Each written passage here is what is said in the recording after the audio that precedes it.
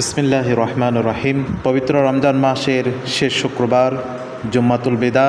ইসলামের মহান নেতা ইমাম খোমেনি রহমতুল্লাহ আলাই এই দিনটিকে আল কুদস দিবস হিসেবে ঘোষণা করেছেন। তার এই ঘোষণা মোতাবেক সারাটি বিশ্বে প্রত্যেকটা দেশে, প্রত্যেকটা এলাকায়, প্রত্যেকটা মসজিদ থেকে পবিত্র বাইতুল মুকাদ্দাস, মুসলমানদের প্রথম কেবলা উদ্ধারের জন্যে মুসলমানগণ এই দিনে আল কুদস দিবস পালন করে থাকে। তারা প্রতিবাদ জানিয়ে থাকে ইসরায়েলিদের বিরুদ্ধে। সম্মানিত হাজেরিন, আপনারা জানেন যে আজ দ্বিতীয় বিশ্বযুদ্ধের পর থেকে সেই ফিলিস্তিনি নিরীহ নারী, পুরুষ, শিশু, বৃদ্ধদের উপরে নির্মম নির্যাতন চালানো হচ্ছে।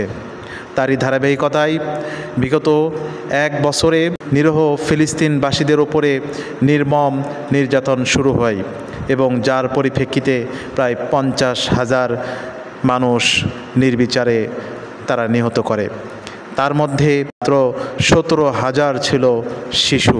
সম্মানিত হাজেরিন, আমাদের কি কোনো কিছুই করার নেই? আমরা কি কোনো কিছুই করতে পারি না? রাসূলুল্লাহ সাল্লাল্লাহু আলাইহি সাল্লাম বলেছেন যে কোনো ব্যক্তি যদি একজন মানুষকে বিনা বিচারে হত্যা করে, তাহলে সে যেন গোটা মানব জাতিকে হত্যা করলো। কিয়ামতের দিনে সেই হত্যাকারীকে যেমন আল্লাহ রাব্বুল আলামিন জিজ্ঞাসাবাদ করবেন, ঠিক তেমনি যারা সেই হত্যার পিছনে ছিল এবং সেই হত্যাকাণ্ড ঘটাতে নিশ্চুপ ছিল তাদেরকেও জিজ্ঞাসাবাদ করা হবে। তাহলে এখান থেকে আমরা কিভাবে মুক্তি পেতে পারি? আমাদেরকে অবশ্যই এখান থেকে মুক্তি পেতে হবে এবং সেই সব নারী, শিশু, নির্যাতিত মানুষদের পক্ষে আমাদেরকে সংহতি জানাতে হবে।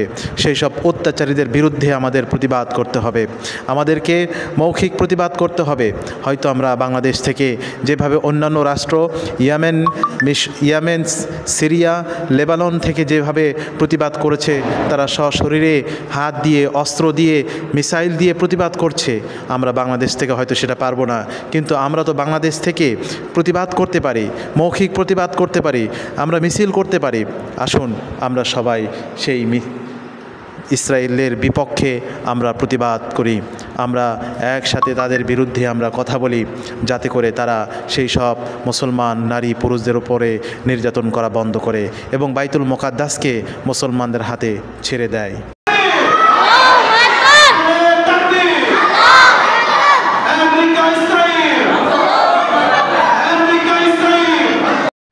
আসুন আমরা সবাই দলে দলে আগামী শুক্রবার জুম্মাতুল বিদা বগুড়া সেন্ট্রাল মসজিদে সমবেত হই এবং বজ্রকণ্ঠে আওয়াজ তুলি, আমেরিকা ইসরায়েল ধ্বংস হোক, নিপাত যাক।